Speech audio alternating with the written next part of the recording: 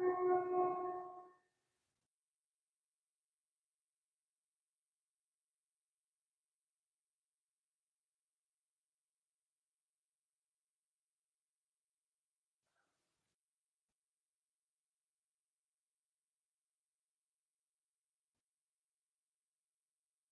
Evening बच्चों, कैसे हैं आप लोग।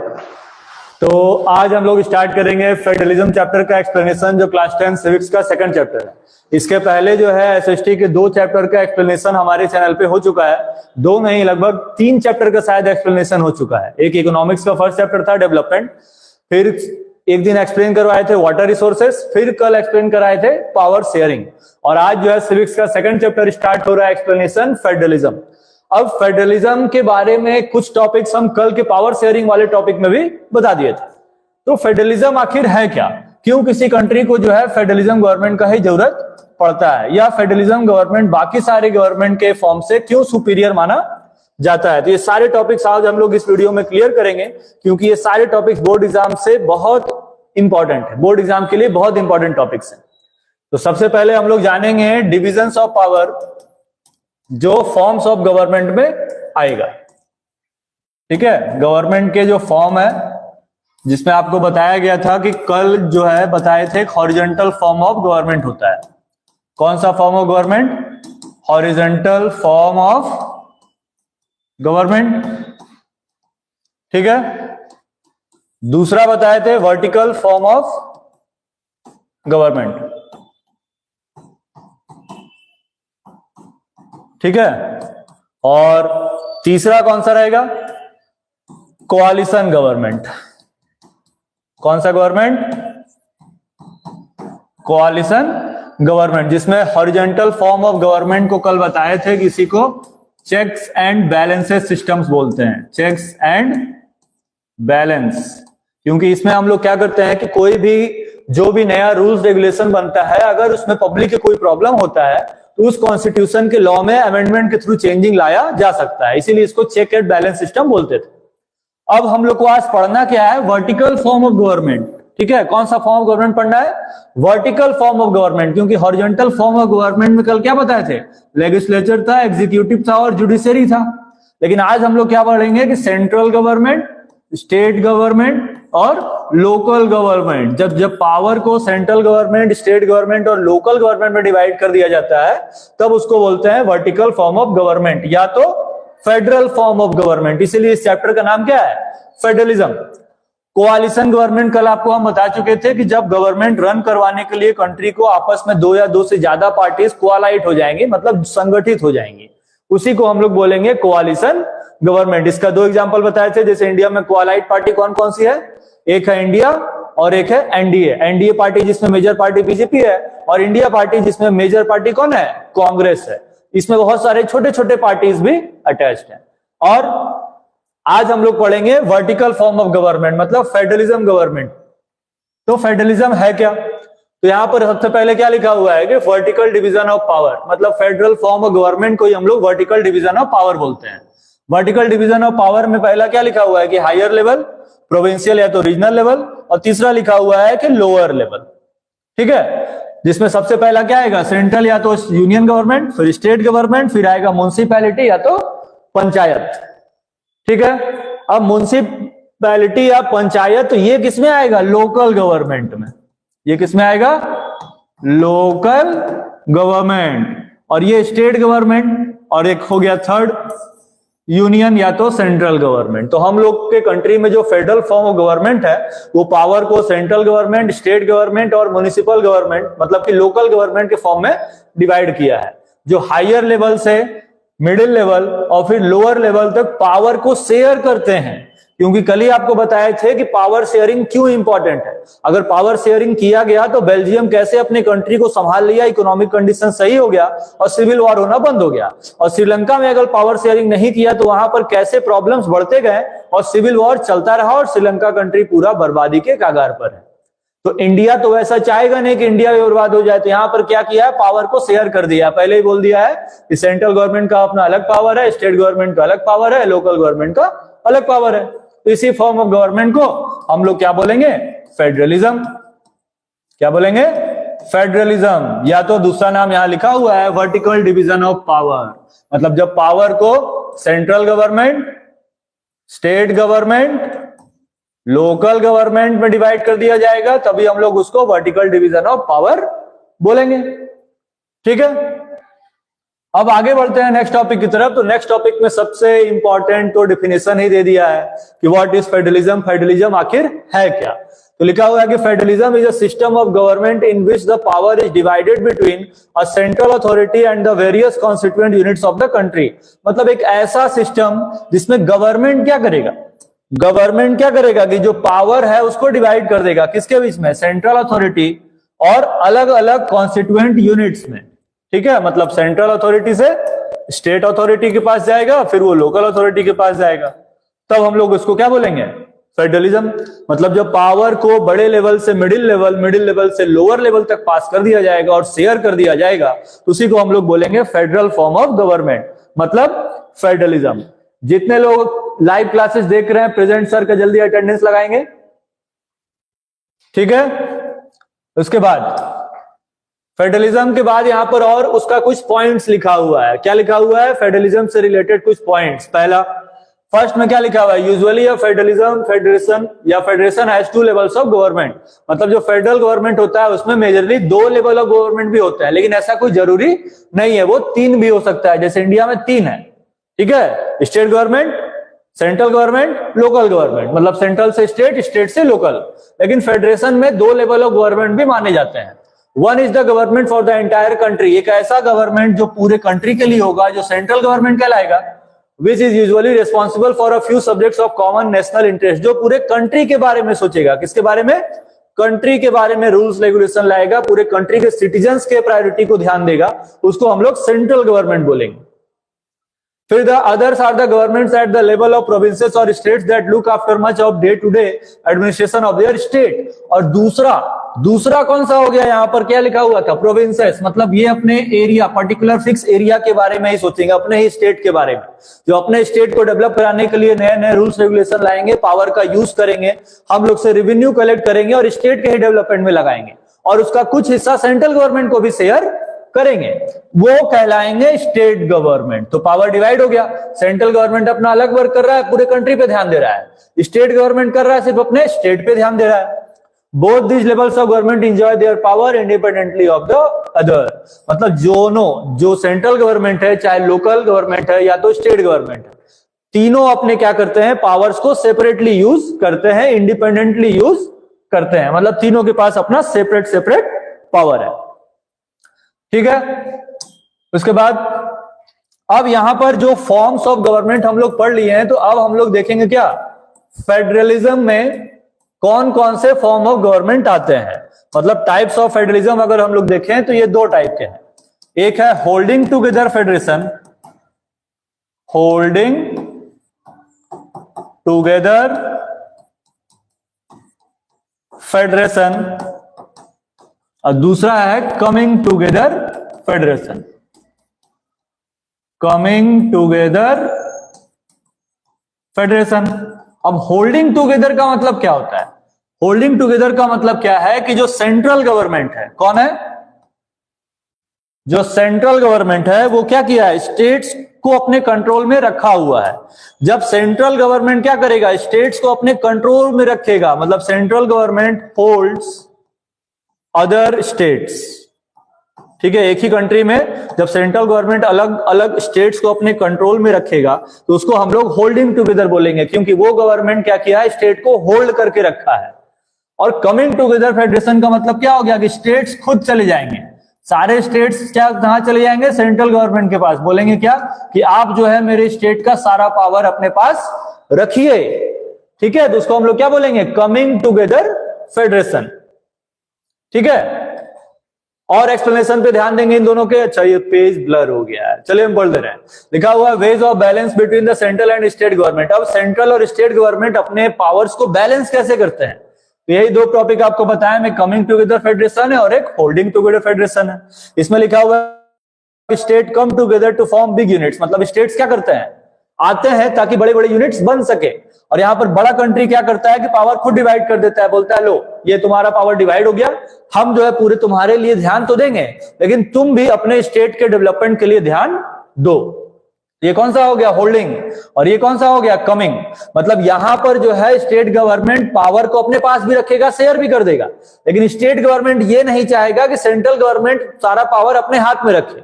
और कमिंग टुगेदर फेडरेशन में क्या है कि यहां पर स्टेट गवर्नमेंट खुद चाहता है सेंट्रल गवर्नमेंट उसका सारा अथॉरिटी रखे, तब उसको हम लोग बोलेंगे कमिंग टुगेदर फेडरेशन। एग्जांपल के लिए जैसे कंट्री ऑस्ट्रिया हो गया, स्विट्जरलैंड हो गया, यूएसए हो गया, ये कमिंग टुगेदर फेडरेशन है। इंडिया, बेल्जियम, स्पेन, ये सारे होल्डिंग टुगेदर फेडरेशन है। और भी इसमें कुछ मेजर पॉइंट्स हैं। और मेजर पॉइंट्स क्या है? मेजर पॉइंट्स पे अगर हम लोग ध्यान देंगे, जैसे इंडिया है, ये क्या है? इंडिया, ठीक है। और ये मान लेते हैं यूएसए, ठीक है। अब इंडिया में जैसे जितने भी स्टेट्स हैं, हम लोग मान लेते हैं कि दिल्ली में रह रहे हैं। कहां रह रहे हैं? दिल्ली में, ठीक है। अब हम लोग को दिल्ली से जाना कहां पर है? मुंबई जाना है। कहां जाना है? मुंबई। तो दिल्ली से जब मुंबई जाएंगे तो हम लोगों को अपना आधार कार्ड, पैन कार्ड, कोई भी आइडेंटिटी प्रूफ दिखाना जरूरी है।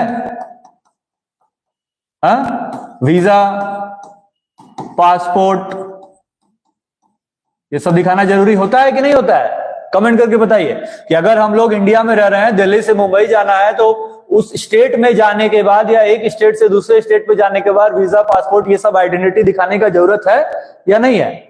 तो नहीं है, बिल्कुल नहीं है, क्योंकि हम लोग होल्डिंग टुगेदर फेडरेशन के कैटेगरी में आते हैं। सेंट्रल गवर्नमेंट हम लोग को होल्ड करके रखा है, ठीक है, सारे स्टेट्स को पकड़ के रखा है। तो हम लोग एक स्टेट से दूसरे स्टेट में जाएंगे तो हम लोग को वीजा, पासपोर्ट का कोई रिक्वायरमेंट नहीं होगा। लेकिन अगर हम लोग यूएसए में यही रहते हैं, यूएसए में अगर हम लोग को मान लेते हैं कि न्यूयॉर्क से कहां जाना रहता? लॉस एंजलिस जाना रहता। कहां जाना रहता? Los Angeles. तो ये जैसे इंडिया के स्टेट्स हैं दिल्ली और ये क्या है? मुंबई। उसी तरह ये यूएसए के पार्ट है, न्यूयॉर्क और लॉस एंजलिस है, तो यूएसए का ही पार्ट। लेकिन अगर हम लोग न्यूयॉर्क से लॉस एंजलिस में जाएंगे तो हम लोग को पासपोर्ट वीजा लगेगा, ठीक है। यहां पर पासपोर्ट वीजा चाहिए, यहां पर नहीं चाहिए। तो जो भी कमिंग टुगेदर फेडरेशन होंगे उनमें ये सारे फंक्शन शो करेंगे कि अगर आपको एक स्टेट से दूसरे स्टेट में जाना है तो पासपोर्ट वीजा रिक्वायर्ड होगा, एक आइडेंटिटी प्रूफ चाहिए, वो भी इंटरनेशनल लेवल का, ना कि नेशनल लेवल का। लेकिन अगर हम लोग इंडिया में रह रहे हैं, एक स्टेट से दूसरे स्टेट में जा रहे हैं, तो हम लोग को कोई Aadhaar card, PAN card, visa, passport का रिक्वायरमेंट नहीं है। इसको हम लोग क्या बोलेंगे? Holding together federation. तो इससे क्या पता चलता है कि इंडिया कौन सा कंट्री है? होल्डिंग टुगेदर है, ना कि कमिंग टुगेदर फेडरेशन है। लेकिन जो यूएसए है वो कमिंग टुगेदर फेडरेशन है, ना कि होल्डिंग टुगेदर फेडरेशन है, ठीक है। उसके बाद यूनिटरी और फेडरल फॉर्म ऑफ गवर्नमेंट में डिफरेंस लिखा हुआ है कि यूनिटरी और फेडरल फॉर्म ऑफ गवर्नमेंट में क्या डिफरेंस है। तो यूनिटरी और फेडरल फॉर्म ऑफ गवर्नमेंट में डिफरेंस में लिखा हुआ है कि वन लेवल ऑफ गवर्नमेंट। सही बात है, यूनिटरी नाम में क्या लिखा है? यूनिट। यूनिट मतलब एक, तो इसमें जो लेवल ऑफ गवर्नमेंट होंगे सिर्फ एक होंगे। और इंडिया में जो चल रहा है फेडरल फॉर्म ऑफ गवर्नमेंट, इसमें लेवल ऑफ गवर्नमेंट दो या दो से ज्यादा भी हो सकते हैं। मोस्टली सिंगल सिटीजनशिप, यहां पर सिटीजनशिप सिंगल होता है, एक ही कंट्री का जो सिटीजनशिप मिलेगा आपको सिंगल। लेकिन यहां पर डुअल सिटीजनशिप मिलेगा, आप दो कंट्री का भी सिटीजनशिप रख सकते हैं। सब units can not operate independently, इसमें जो भी यूनिट्स होते हैं वो इंडिपेंडेंटली ऑपरेट नहीं कर सकते, ठीक है, इंडिपेंडेंटली ऑपरेट नहीं कर सकते। लेकिन यहां पर federal units are answerable to central government, यहां पर इंडिपेंडेंटली ऑपरेट तो करेंगे, लेकिन स्टेट गवर्नमेंट को सेंट्रल गवर्नमेंट पे कुछ टॉपिक्स पे आंसर देना होगा। अगर सेंट्रल गवर्नमेंट उनसे पूछ लिया तो नो डिवीजन ऑफ पावर, इसमें पावर का डिवीजन है ही नहीं क्योंकि ये तो यूनाइट है पहले से ही। और यहां पर डिवीजन ऑफ पावर होगा क्योंकि ये यूनाइट नहीं है, यहां पर पावर को डिवाइड किया गया है सेंट्रल गवर्नमेंट, स्टेट गवर्नमेंट और लोकल गवर्नमेंट के बीच में, ठीक है। तो जब सेंट्रल गवर्नमेंट, लोकल गवर्नमेंट और स्टेट गवर्नमेंट के बीच में पावर डिवाइड रहेगा तब वो फेडरल फॉर्म ऑफ गवर्नमेंट कहलाएगा। लेकिन जब पावर यूनाइट रहेगा तो उसको यूनिटरी फॉर्म ऑफ गवर्नमेंट बोलेंगे। तो आपको कमेंट करके बताना है कि इंडिया में कौन सा फॉर्म ऑफ गवर्नमेंट है, यूनिटरी फॉर्म ऑफ गवर्नमेंट है कि फेडरल फॉर्म ऑफ गवर्नमेंट है। जल्दी से बताइए कि जो इंडिया है उसमें कौन सा फॉर्म ऑफ गवर्नमेंट है। फर्स्ट यूनिटरी और सेकंड फेडरल, ए या बी? जल्दी से कमेंट करके ऑप्शन बताइए कि यूनिटी है कि यहां पर फेडरल फॉर्म ऑफ गवर्नमेंट है। जल्दी से ऑप्शन सब बताइए कि क्या आंसर होगा इसका। क्या होगा? फेडरल फॉर्म ऑफ गवर्नमेंट होगा। ठीक है, क्या होगा? फेडरल फॉर्म ऑफ गवर्नमेंट, क्योंकि यहां पर पावर डिवाइड किया गया है। ठीक है, अब फीचर्स ऑफ फेडरलिज्म। अभी तक हम लोग पढ़े फेडरलिज्म क्या है। फेडरलिज्म के दो टाइप्स हैं, प्लस यूनिटरी और फेडरल गवर्नमेंट के बीच में डिफरेंस। अब फीचर्स पढ़ेंगे कि फेडरलिज्म का क्या क्या फीचर्स है। तो फेडरलिज्म के फीचर्स में क्या क्या लिखा हुआ है इसमें कि it is important to remember that there are multiple levels of governance. मतलब ये तो पता ही है कि फेडरलिज्म का मतलब ही होता है कि vertical division of power. Power को सेंट्रल गवर्नमेंट, स्टेट गवर्नमेंट और लोकल गवर्नमेंट के बीच में डिवाइड किया गया है। ठीक है। Second, in terms of legislature, taxes and administration, each levels have distinct specified laws and jurisdiction. The jurisdiction is defined by the constitution. मतलब हर लेवल ऑफ गवर्नमेंट में, चाहे वो सेंट्रल गवर्नमेंट, चाहे वो स्टेट गवर्नमेंट, चाहे वो लोकल गवर्नमेंट, हर government का अलग अलग टैक्स सिस्टम, अलग अलग एडमिनिस्ट्रेशन सिस्टम है। ठीक है, और हर स्टेट का जो टैक्स और एडमिनिस्ट्रेशन सिस्टम है उसमें इंटरफेरेंस पॉसिबल है, लेकिन किसका? सेंट्रल गवर्नमेंट का। सेंट्रल गवर्नमेंट चाहे तो स्टेट गवर्नमेंट और लोकल गवर्नमेंट के एडमिनिस्ट्रेशन और टैक्सेशन सिस्टम पे कंट्रोल कर सकता है। ठीक है, उनसे क्वेश्चन पूछ सकता है, लेकिन लोकल गवर्नमेंट और स्टेट गवर्नमेंट चाहे तो ये इनसे क्रॉस क्वेश्चन नहीं पूछ सकते हैं, क्योंकि सबसे ज्यादा पावरफुल कौन है? सेंट्रल गवर्नमेंट है। तो सेंट्रल गवर्नमेंट के हाथ में पावर है, क्योंकि ये तो होल्डिंग टुगेदर है ना, तो सारा कंट्री सेंट्रल गवर्नमेंट के अंडर में है। तो central government, state government, local government से क्वेश्चन पूछ सकता है और इन दोनों को आंसर देना पड़ेगा। लेकिन अगर लोकल गवर्नमेंट और स्टेट गवर्नमेंट चाहे तो सेंट्रल गवर्नमेंट से क्रॉस क्वेश्चन नहीं पूछ सकते हैं। पूछेंगे भी तो सेंट्रल गवर्नमेंट आंसरेबल नहीं है, वो चाहे तो उसका आंसर नहीं दे सकते हैं। फिर लिखा हुआ है courts have the authority to intervene and interpret the powers of government at any level. अब मान लेते हैं कि सेंट्रल गवर्नमेंट स्टेट गवर्नमेंट में कोई डिस्प्यूट हो गया। ठीक है, किसी भी पर्टिकुलर पॉइंट पे सेंट्रल गवर्नमेंट और स्टेट गवर्नमेंट में अगर डिस्प्यूट हो जाता है तो उस डिस्प्यूट को सॉल्व करने के लिए कौन आगे आएगा? कोर्ट। ठीक है, कौन आगे आएगा? कोर्ट आके उस प्रॉब्लम को सॉल्व करेगा। ठीक है, और सारे डिस्प्यूट्स को खत्म करेगा। आपको बताना है कि इंडिया में जो कोर्ट है, ठीक है, इंडिया में जो भी कोर्ट है, तो सुप्रीम कोर्ट के अभी सीजीआई प्रेजेंट में कौन है? आप कमेंट करके बताइए इस सुप्रीम कोर्ट के सीजीआई कौन है? सीजीआई मतलब chief justice of India. India के अभी सीजीआई कौन है? जल्दी से कमेंट करके बताइए। अब यहां पर फोर्थ पॉइंट में क्या लिखा हुआ है कि the sources of income at each level of government are carefully outlined for financial autonomy. मतलब जितना भी सोर्स ऑफ इनकम है हर लेवल ऑफ गवर्नमेंट में वो केयरफुली आउटलाइन, मतलब फाइनेंशियल ऑटोनॉमी के लिए उनको कंट्रोल किया गया है कि आप अगर लोकल गवर्नमेंट से लोकल एरिया में टैक्सेस लेते हैं, स्टेट गवर्नमेंट टैक्स कलेक्ट करता है, तो वो कलेक्शन जा कहां रहा है, वो टैक्स का यूज कहां हो रहा है। जैसे लोकल गवर्नमेंट है, हम लोग मान लेते हैं कि नगर पालिका के अंडर में रह रहे हैं। अब नगर पालिका के अंडर में रह रहे हैं तो नगर पालिका हम लोग से टैक्स लेता है। ठीक है, टैक्स लेता है ना, प्रॉपर्टी का टैक्स साल भर में एक बार देना पड़ता है। ये टैक्स कौन लेगा? नगर पालिका। अब नगर पालिका उसी टैक्स का यूज करेगा। क्या करेगा? यूज करेगा, ताकि उस एरिया का डेवलपमेंट कराया जा सके। क्या करने के लिए? Development of area. तो जब एरिया का वो डेवलपमेंट कराएंगे तो उस कंडीशन में क्या होगा? पैसा कहां से आएगा? हम लोग जो टैक्स दिए रहेंगे उसी टैक्स का यूज करके उस एरिया का डेवलपमेंट कराएंगे। अब स्टेट लेवल पे चलते हैं। कहां चलते हैं? स्टेट लेवल पे। अब स्टेट लेवल पे जो टैक्सेस दिए जाएंगे तो वो पूरे स्टेट को ध्यान देने के लिए है। तो ये स्टेट लेवल को टैक्स देगा कौन? उस स्टेट के अंदर जितने भी डिस्ट्रिक्ट्स हैं। कौन है? डिस्ट्रिक्ट्स। हर राज्य के अंदर जितने भी छोटे छोटे जिले हैं वो जिले टैक्सेस कलेक्ट करते हैं, और टैक्सेस कलेक्ट करने के बाद अपने ही जिले को डेवलप कराते हैं। अब एक जिले के अंदर बहुत सारा नगर पालिका है, तो वो नगर पालिका क्या करेगा? लोकल एरिया से टैक्स कलेक्ट करेगा और अपने एरिया के डेवलपमेंट पे ध्यान देगा। जैसे रोड बनाना हुआ, नाली को रिपेयर करना हुआ, ठीक है, पब्लिक के लिए पार्क बनाना हुआ, वाटर फैसिलिटी अवेलेबल कराना हुआ, ये सारा फैसिलिटी जो हम लोग यूज करते हैं वो सारे हमारे ही थ्रू दिए हुए टैक्सेस का यूज करके नगरपालिका करता है। ठीक है, अब डिस्ट्रिक्ट के हिसाब से देखें तो सबसे ज्यादा डिस्ट्रिक्ट कंट्री में, हम लोग के इंडिया में कौन से स्टेट में सबसे ज्यादा डिस्ट्रिक्ट है? तो हम लोग के कंट्री में सबसे ज्यादा डिस्ट्रिक्ट कौन से स्टेट में है? यूपी। कितने डिस्ट्रिक्ट हैं यूपी में? 75। यूपी में कितने जिले हैं? 75 जिले हैं, 75 डिस्ट्रिक्ट हैं पूरे यूपी में। ठीक है, अब नेक्स्ट टॉपिक कहां गया? ये रहा 5वां पॉइंट, लिखा है कि this type of governance has 2 goals, मतलब इस टाइप का जो गवर्नमेंट होता है इनका 2 गोल्स होता है। क्या क्या? It promotes national unity. सबसे पहले सेंट्रल गवर्नमेंट क्या करेगा? नेशनल यूनिटी, ये बताएगा कि सेंट्रल गवर्नमेंट आपके लिए हमेशा मतलब कि प्रेजेंट है, कोई भी प्रॉब्लम होगा तो हम आपको सॉल्व करके देंगे उसको। जैसे कोरोना के टाइम में अगर आप देखे होंगे तो जो एंटीडोट बना था तो वो सेंट्रल गवर्नमेंट सब स्टेट्स के लिए फ्री में अवेलेबल करवाया, वो सबसे पैसा तो लिया नहीं। तो ये इसलिए किया ताकि वो ये बता सके कि पूरा कंट्री क्या है? यूनाइट है। पूरे कंट्री में कोई प्रॉब्लम होगा, किसी स्टेट में कोई प्रॉब्लम होगा, और अगर स्टेट गवर्नमेंट उसको नहीं सॉल्व कर पा रहा है तो सेंट्रल गवर्नमेंट उसको जरूर सॉल्व करेगा।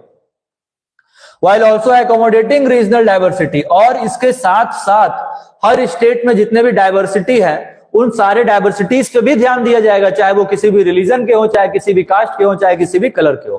किसी भी पर्टिकुलर रीजन की वजह से उनके साथ डिस्क्रिमिनेशन नहीं किया जाएगा। इसलिए इसके 2 गोल्स हैं, एक तो पूरे कंट्री को यूनाइट करना और रीजनल डाइवर्सिटी को खत्म करना। तो ये सारे क्या है? Features of federalism. एग्जाम में फीचर्स ऑफ फेडरलिज्म पूछता है बोर्ड एग्जाम में, तो आपको इन 5 में से कोई भी 4 अच्छे पॉइंट्स आप समझ लीजिए और एग्जाम में उसको लिख दीजिए, तो आपको फुल मार्क्स मिल जाएंगे, जो बहुत ही जरूरी है ज्यादा से ज्यादा मार्क्स स्कोर करने के लिए। ठीक है, नेक्स्ट टॉपिक लिखा हुआ है what makes India federal country. क्या इंडिया को जो है फेडरल कंट्री क्या बनाता है? यही पूरा फेडरल गवर्नमेंट का फीचर ही लिख देंगे। क्या क्या फीचर है? कि यूनियन गवर्नेंस और central government and the state government were established by 2 constitutional as a 2 tiered structure of government. मतलब सेंट्रल गवर्नमेंट और स्टेट गवर्नमेंट ये दोनों मिलकर क्या करते हैं? 2 टायर ऑफ गवर्नमेंट बनाते हैं। दोनों 2 टियर ऑफ गवर्नमेंट जो बनेंगे वही पूरे कंट्री को कंट्रोल करेंगे, पावर को डिवाइड कर करके। इसीलिए इंडिया को क्या बोलेंगे? Federal country. और इसके और लोकल एरिया में जाएंगे तो ये लोकल गवर्नमेंट बन जाएगा। तो क्या लिखा हुआ है? पंचायत और म्युनिसिपैलिटी भी इसमें इंट्रोड्यूस किए गए हैं बाद में। तो पहले इंडिया में क्या थे? 2 टियर ऑफ सिस्टम थे, सेंट्रल गवर्नमेंट, स्टेट गवर्नमेंट। लेकिन अब क्या हो गए हैं कि 3 टियर्स ऑफ गवर्नमेंट हो गए हैं, सेंट्रल गवर्नमेंट, स्टेट गवर्नमेंट और लोकल गवर्नमेंट। ठीक है, अब नेक्स्ट टॉपिक है लिस्ट। ठीक है, लिस्ट यहां पर आप देखेंगे, वो इमेज थोड़ा ब्लर हो गया है, इधर ध्यान देंगे। लिस्ट पे अगर हम लोग ध्यान देंगे तो लिस्ट का मतलब क्या होता है? कि जो भी इंडिया में गवर्नमेंट रन कर रहा है, ठीक है, जो पहले गवर्नमेंट थी, गवर्नमेंट बदलने के बाद जो दूसरा बीजेपी पार्टी या जो एनडीए पार्टी चल रहा है, इसके पहले कांग्रेस पार्टी चल रहा था, वो सारे पूरे कंट्रीज के लिए एक पर्टिकुलर लिस्ट बना के रखते हैं। वो लिस्ट पूरे कंट्री के डेवलपमेंट एरियाज पे ध्यान देता है। अब वो लिस्ट कौन कौन सा है? तो मेनली 4 लिस्ट है, लेकिन यहां पर 3 लिखा हुआ है। चौथा कौन सा है? Residuary list. कौन सा list? Residuary list.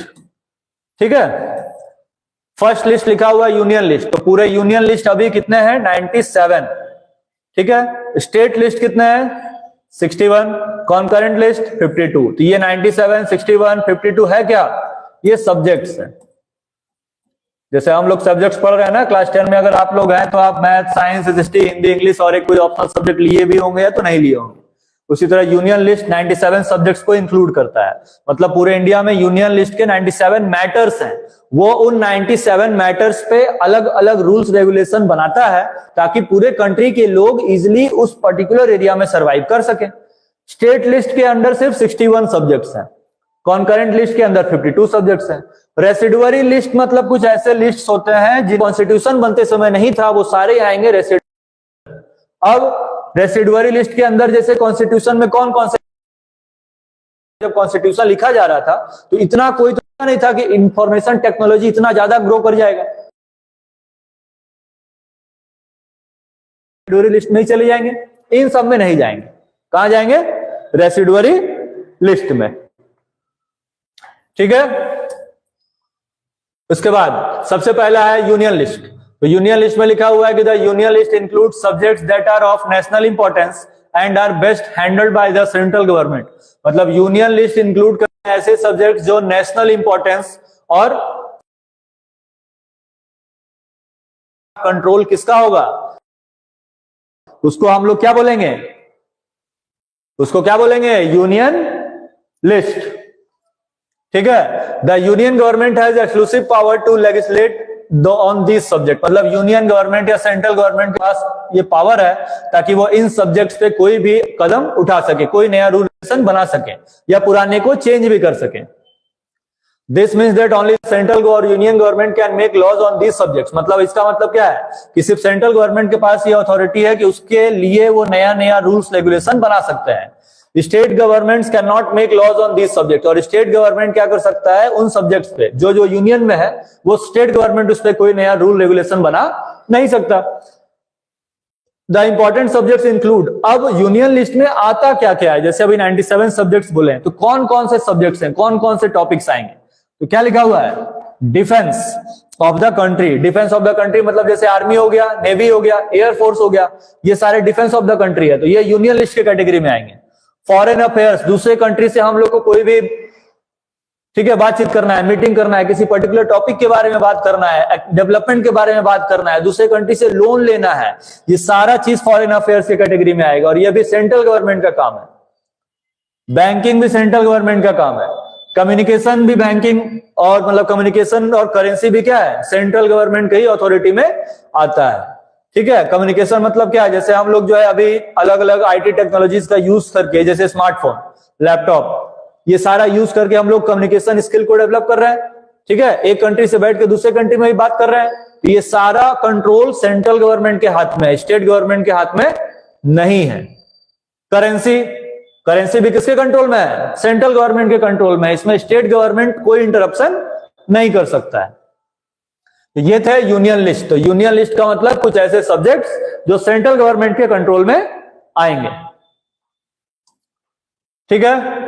State list, state list में लिखा हुआ है कि it means the important subjects on which the state government can pass the law. ठीक है। The important subjects include police, trade, commerce, agriculture and local government. मतलब state list ऐसे list होंगे जो सिर्फ स्टेट गवर्नमेंट पास कर सकता है। और ये सब्जेक्ट्स में कौन कौन से आएंगे, जैसे पुलिस, अब जैसे डिफेंस में बताए थे आर्मी, तो आर्मी तो पूरे कंट्री के लिए होता है। अब ऐसा तो है नहीं कि उत्तर प्रदेश का अलग आर्मी है, दिल्ली का अलग आर्मी है, ठीक है, हिमाचल प्रदेश का अलग आर्मी है, ऐसा पॉसिबल नहीं ना है, क्योंकि पूरे कंट्री के लिए आर्मी एक ही है, तो वो सेंट्रल गवर्नमेंट के कंट्रोल में है। और पुलिस तो हर स्टेट का अलग अलग होता है, जैसे Uttar Pradesh police, Delhi police, Himachal Pradesh police, Jharkhand police, तो जो हर स्टेट के लिए अलग अलग है वो स्टेट लिस्ट कहलाएंगे।